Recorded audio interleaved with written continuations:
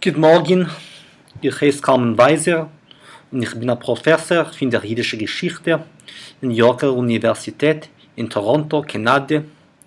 Und auch heute befinde ich mich in Medinas Yisrael in Tel Aviv, nicht weit von Borochower Gasse. Das ist Taka Gitteremes oder Efshar Glick, weil heute wir reden wegen der Themen Ber Borochows Essay, sein Aufsatz, die Aufgaben von dem jüdischen Philolog, wo sie heraus im Jahr 1913 in der Sammlung der Pinkes, redigiert von Shmuel Nigger. Ich habe gekickt auf meine Notizen, so haben was zu sagen. Ich lasse mir unheben ein bisschen mit biografischen Fakten. Ber Borochow ist geboren geworden 1881 und gestorben, oder besser gesagt, frühzeitig gestorben in 1917. Er ist, wie man wisst, gewesen der Gründer von der wichtigen politischen Partei Proletien, wo es Schulen gemacht zwischen zwei von den Hauptgedanken von dem mitteleuropäischen Judentum, von den Gedanken von dem Zionismus und von dem Sozialismus. Zwei Gedanken, was man hat früher gemeint, als es gibt ein Konflikt zwischen sie. Man hat assoziiert, versteht sich, dem Zionismus mit dem Hebräismus, nicht mit dem Jiddischismus. Man hat assoziiert dem Jiddischismus mit dem Bund oder mit den gulis-nationalistischen Parteien, also wie die Volkspartei und noch andere Parteien. Ist zurück zu Borochow. Borochow ist ausgewachsen in Poltawa, Ukraine. Jiddisch ist nicht gewesen seine erste Sprache. Oder besser gesagt, Jiddisch ist nicht gewesen seine Hauptsprache. Wie ein Kind haben Tate und Mama geredet mit ihm auf Russisch. Verwusst auf Russisch? Das ist ein Manze, das ist sehr bekannt. Das ist sehr der Fall von den meisten oder von den größten jüdischen Forschers oder Jiddisch-Forschers von unheimlich 20. Jahrhundert, wo sie sind gewesen Menschen, wo sie sind gekommen von der Peripherie von Jiddisch. Menschen, die sind ausgewachsen in Kontakt mit Jiddisch, nur nicht geredet Jiddisch wie sehr Hauptsprache wie Kinder. Ich rede jetzt von Borochow, Neuech Prelutzki, Max Weinreichen, Schleimer Birnbäumen, noch und noch. Die Menschen sind gewesen, ich kann man sagen, Dreußendicker, wo sie haben, also haben sie gekannt, abschätzen, die Sprache von den jüdisch redenden Massen. Verwusst haben die Eltern nicht geredet Jiddisch mit ihm, weil man hat gewollt, dass sie so haben größere Möglichkeiten, breitere Horizonten, der professionelle Horizonten leben. Also man hat gemeint, man hat gewusst, besser gesagt, als der jüdische Akzent, das kann sein Problem, das kann schaffen, Zures für einen jüngeren Mensch. Ist ausgewachsen ist mit der jiddischen Sprache. In der Stieb ist es gewesen maskilisch gestimmt, noch hebräistisch gestimmt. Der Tate ist gewesen als Stückler Zionist. Euch hat geredet, oder besser gesagt, gelernt Hebräisch. Das ist gewesen sein Fach. Nur Borochow hat versteht sich gehört sehr Sach Jiddisch wie ein Kind. Das ist gewesen etwas, was man hat nicht gekannt ausmeiden in der Chuma Moschew, in der russischen Imperie. Es ist ein reiner Mensch, Kiemen verkaufen, ich weiß nicht, was Hindrach hatten mit ihm geredet, hatten dem Mensch geredet auf Jiddisch. Es ist gewinn eine Bobbe. Als die Bobbe ist gewinn in Stieb, hat die Bobbe geredet Jiddisch. Nur als so ist gewinn verspreit. Als Sachmenschen, wo sind ausgewachsen mit Russisch, in der Chuma Moschew, haben sich ungehört mit Jiddisch wie Kinder. Sie sehen nicht gewinn ganz in einer fremden Sprache. Nur versteht sich, dass es nicht gewesen seine Sprache. Seine Sprache ist gewesen Russisch. Jiddisch hat er gedacht, sich auslernen. Er hat genommen Schreiben auf Jiddisch, in der Alter von Berg 26. Von wann nimmt sich sein Interesse Jiddisch von seiner politischen Tätigkeit? Er hat verstanden, dass Jiddisch ist gewesen die Sprache von den Volksmassen, nur so wie ich habe früher gesagt, ist er gewesen ein Sozialist, ein Marxist. Die Sprache und die Kultur von den Massen haben ihm aber interessiert nicht nur zu lieb ideologische Siebes, nur euch zu lieb praktische Siebes. Für ihn sind die Zweige gewesen geknippt in Gebinden. Also hat gewollt nicht nur helfen dem Volk, nur hat gewollt, dass das Volk so haben der Herz für sich allein. Man soll nicht herabkicken auf Jiddisch. Man soll kein Nichts in Jiddisch für alle Funktionen im Leben, politische Funktionen, also wie Funktionen von, ich weiß nicht was, von die Schule. Man soll sein stolz mit der Sprache. Hat gemeint, dass Jiden zwischen den kleineren Völkern in Mitteleuropa, wo es um ungeheuer sehr Bewegungen zu wären, Völker, unabhängige Völker, sind nur Jiden hinterstellig. Die Litwiner, die Serben, auch andere Völker haben stolziert mit ihren Sprachen, nur nicht die Jiden. Ich suche zurückkommen zu der Thema nettocha Minitarim.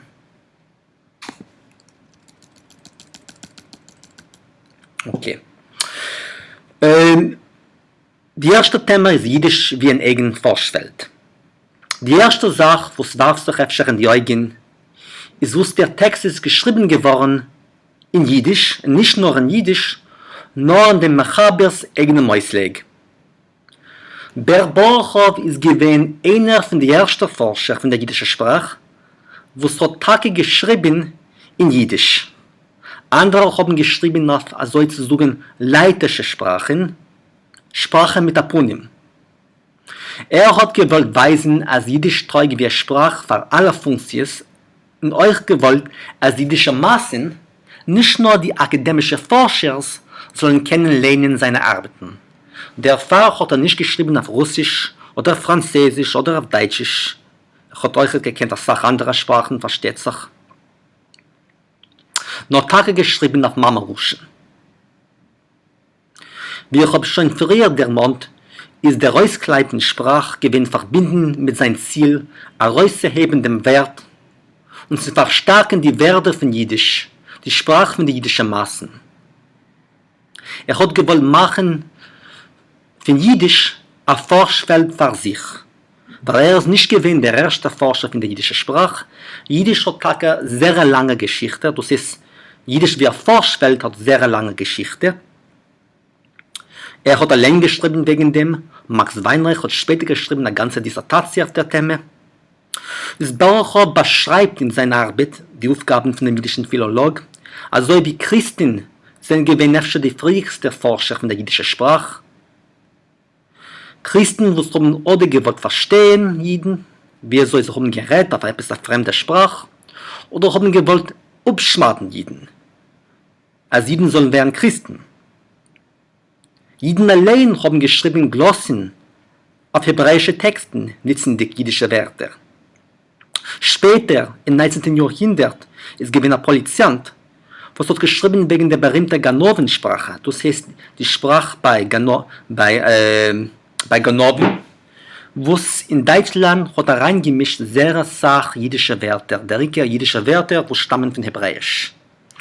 Und später im 19. Jahrhundert, haben etliche Menschen geschrieben Doktordissertationen wegen Jiddisch, nur der Rickerst wie ein Teil von der germanischen Philologie. Und sehr Sache von den Menschen, die haben geschrieben, die Dissertationen, sind allein gewesen Jiden, deutsche schreibende Jiden, die haben nicht gekannt Jiddisch, Ede sind sie gekommen zu der Thema. Sehr oft Ede sie haben sich bekannt mit jiddischen Immigranten oder jiddischen Studenten von Mitteleuropa, die haben sich verschrieben auf der deutschen schreibenden Universitäten.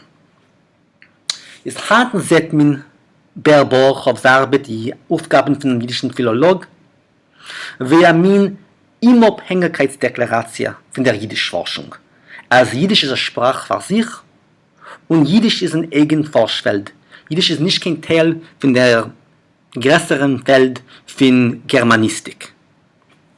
Ist was meint Philologie bei Borchow? Das ist eine große Frage. Es ist ein episemetistischer Term, es ist das schwammener Term, was man versteht nicht geht. Warum ist der Unterschied zwischen Philologie und Linguistik also? Philologie ist eine nationale Unternehmung. Linguistik ist ein rein wissenschaftlicher Interesse. Nur wer es glaubt in der Zukunft von Jiddisch, kann sein ein jüdischer Philolog. Für Bochowin ist die Philologie nicht nur gegangen in Sprachenjunim, also wie Phonetik, Morphologie, Sprachgeschichte und so weiter, nur die ganze Kultur wusserin der Sprache. Literatur, Folklore, Sprichwörter, Volkslieder und so weiter. Hat geteilt, als das Volk wusste es immer alphabetisch in seiner eigenen Sprache. Das meint das Volk, was kennt nicht geht seine Sprache, was lernt nicht die Literatur, was ist geschrieben geworden in seiner Sprache. Als das Volk kann sich nicht erheben zum Niveau von einem Freivolk, von einem Kulturvolk. Als das Volk bleibt ein intergedrücktes Volk. Das jüdische Volk unheim 20. Jahrhundert ignoriert seine kulturelle Äußeres und bezieht sich zu ihren Mamaluschen wie zu einer Hefkersache. Nicht wie er bezieht sich zu etwas, mit was man stolziert sich. Es ist ein bisschen harper im Vergleich mit anderen kleinen intergedrückten Völkern, die verstehen den nationalen Wert von der Philologie und betonen die Wichtigkeit von der Sprache. Und Völker, die willen machen der Sprache für eine Marschia, zu verspreiten und verstärken die nationale Bewusstsein. Die, die forschen Jiddisch, schreiben wegen ihm in der Sprache, also hat geteilt, was das Volk versteht nicht, und sie behandeln rein akische Themes, was haben nicht keinen praktischen Wert. Und statt zu helfen, zu normieren und bereichern die Sprache. Also können wir sehen, als das, was Bochowin wird aufziehen, ist nicht gewesen kein spezifisch jüdisches Ziel. Es ist gewesen ein Ziel, was es gewesen verspreit zwischen die kleineren Völker in Mitteleuropa und auch in Zentraleuropa. Nur hat gewollt das Ziel für ein jüdischen Volk nicht auf Hebräisch, nur auf Jiddisch.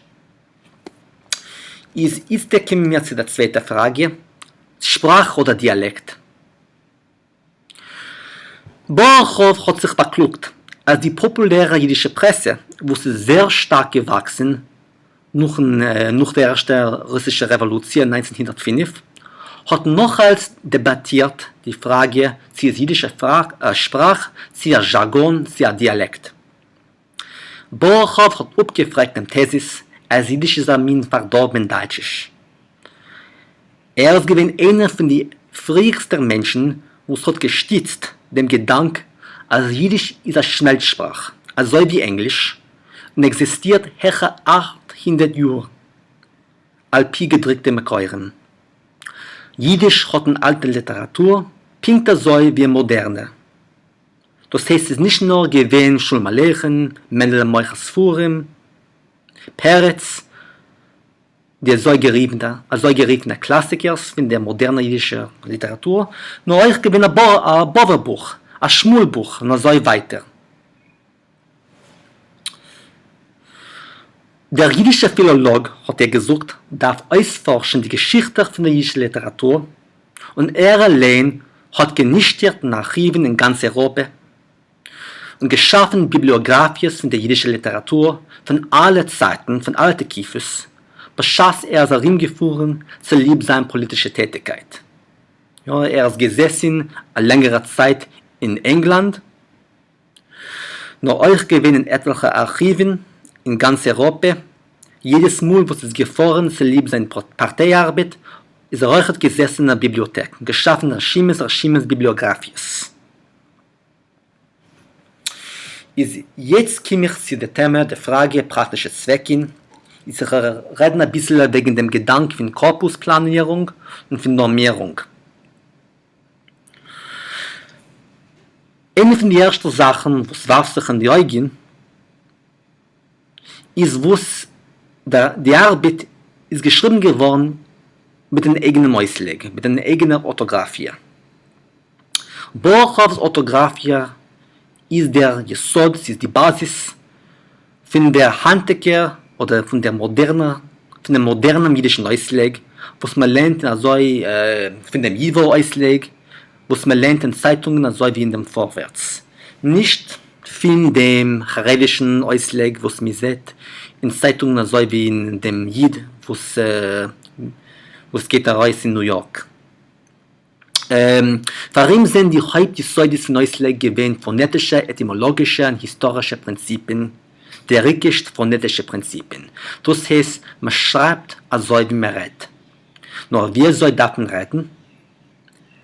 Laut ihm ist der beste Reusred, die beste Aussprache von Jiddisch, die so geriefene litwische Aussprache. Oder besser gesagt, ist das gewesen der Dialekt von Wilner Intelligenten, also wie er. Was meine ich damit? Der Dialekt von Wilner Intelligenten? Ich meine Litwisch oder der litwische Dialekt und dem E. Und dem Diphthong E, dort, wie sie reden aus anderen Dialekten, Oi. Das heißt, nicht teure, nur teure. Nicht heich, nur heich. Das ist mir Staume gewesen, zu lieb der stille Spur von Datschisch, weil sachjüdische Intelligenten, also wie Borchow, haben sich ausgelernt Datschisch, ehe sie haben sich zugewandt zu Jiddisch. Es ist auch das Sach geringer, sich auszulernen als Sprache, weil die Korrespondenz zwischen dem gedrückten Simen und dem Klang, zwischen der Grapheme und zwischen dem Klang, der Phoneme, ist eine Sache nennter. Wie weiß, ist es eine Sache geringer zu lernen, sich auszulernen klar Jiddisch, wie sich auszulernen die verschiedenen jiddischen Dialekten, Leuten Schriftbild. Und es ist nicht kein Zufall, wo es eine Vokal zur Neugießung, das heißt, man sucht nur Oi, nicht E oder Oi, in solchen Fallen wie Heich und Teire, gefindet sich auch in der modernen deutschen Sprache. Und wo Scheich Grammatik hat sehr stark betont, als jede Sprache hat eine Grammatik. Sehr oft in jenen Jahren hat man geteilt, als Jiddisch hat man Jiddisch ist nicht keine Sprache, Jiddisch hat man keine Grammatik. Nun versteht sich, dass jede geräte Sprache hat eine Grammatik. Sie ist eine natürliche Sache. Man kann sich nicht vergehen ohne Grammatik. Und nicht wird man sich nicht verstanden. Die Kommunikation wird nicht gewesen möglich. Nur hat gesagt, dass man darf publizieren als Bücher, wo man kann untappen mit der Hand. Das heißt, man darf unschreiben eine Grammatik von der jiddischen Sprache.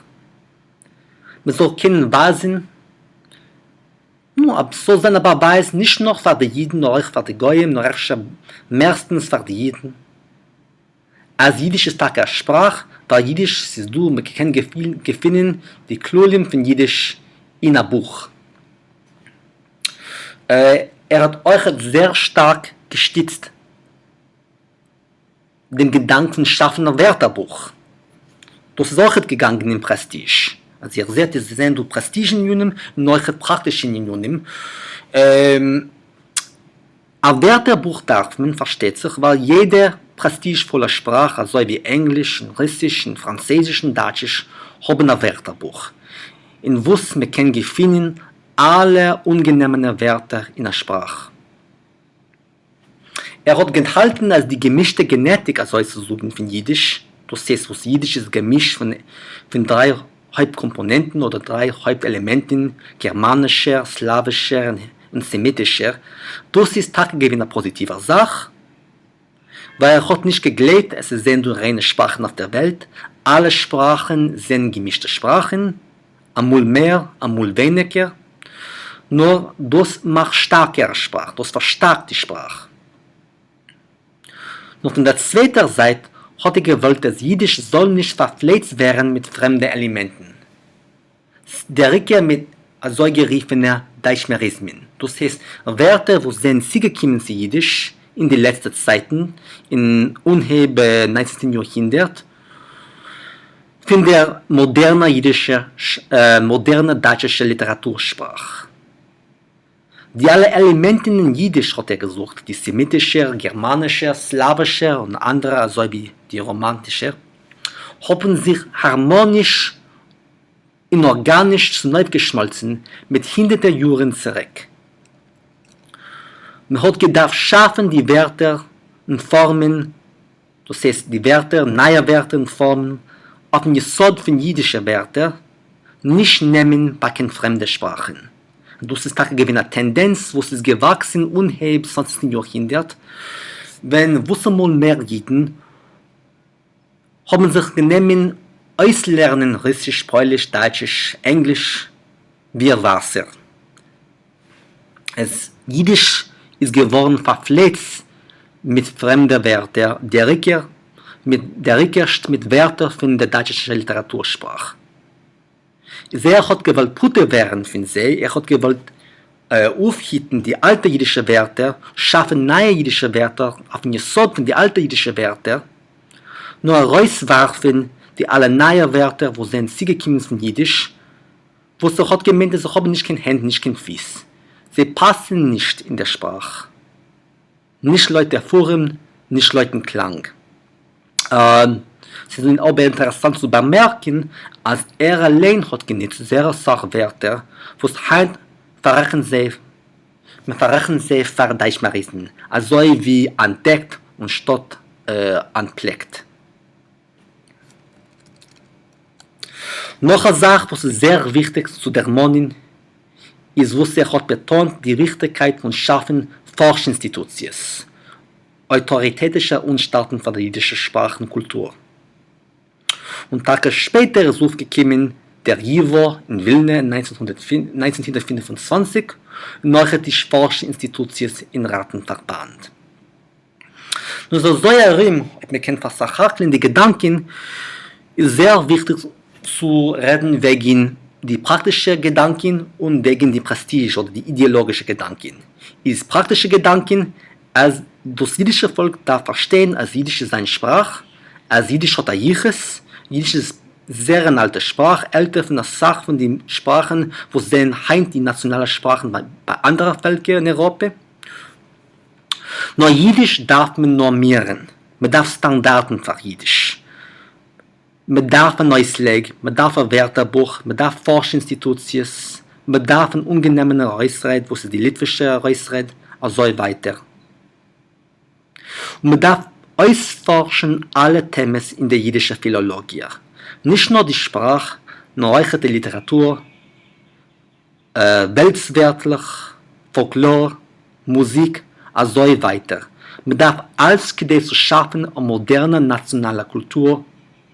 Jeden dürfen humanisieren der Sprache, das heißt, sie dürfen ausbreitern die Sprache, man soll können ausdrücken alle Funktionen von dem modernen, tagtäglichen Leben auf der Sprache. Das heißt technische Zwecke, politische Zwecke, juridische Zwecke, nicht nur religiöse Zwecke, kommerzielle Zwecke, nefscher Mischpuche und Stiebzwecke. Man darf euch nationalisieren die Sprache, das heißt, ich hasse sich ein bisschen über, das heißt, machen Jiddisch für die nationale Sprache von Jiden. Jeden dürfen verstehen den nationalen Wert von der Sprache. Sie dürfen stolzieren mit der Sprache, nicht schämen sich mit der Sprache. Und sehr politische Verlangen sind verbinden mit der Zukunft der Sprache. Wir können nicht sein politisch aktiv, wir können nicht verlangen kulturelle Autonomie oder Unabhängigkeit für ein jüdischen Volk, aber man hat nicht kein Derretz zu der Sprache von dem jüdischen Volk. Jetzt komme ich zu der letzten Thema, die Überriefen auf seine Arbeit. Wenn sie sehr stolz seine Arbeit in 1913 ist gewesen eine scharfe Kritik. Sehr Sache von den Lehners, die Kritiker haben geteilt, als mischt euch Kasche mit Borscht. Als mischt euch Wissenschaft mit Ästhetik. Aber Muschel, wenn sagt, was heißt ein kusher Wort, Jiddisch, was ist nicht kein kusher Wort, es wird auf rauswerfen, die alle fremde Wörter, was ist schön Jiddisch, was ist nicht kein schön Jiddisch. Nun, das ist eben die fräge Kritik. Nur ein bisschen später hat man reingenommen in seine Arbeit, also wie einer von den Musterwerken im Kanon von dem Jiddishism. Ist die Menschen, also wie Shmuel Nigger und andere, die Menschen, die haben nun kritikiert die Arbeit, haben später geläubt die Arbeit. Also man hat geschaffen an meine Historiografie von der jiddischistischen Bewegung, von dem Jiddishism, hatten genommen Rechen in Borchhoven wie einer von den Gründers. Also er ist gewesen der Tate von dem Jiddishism, von der Jiddisch-Forschung. Und so ist es Heint Boer Borchhoven. Schönen Dank.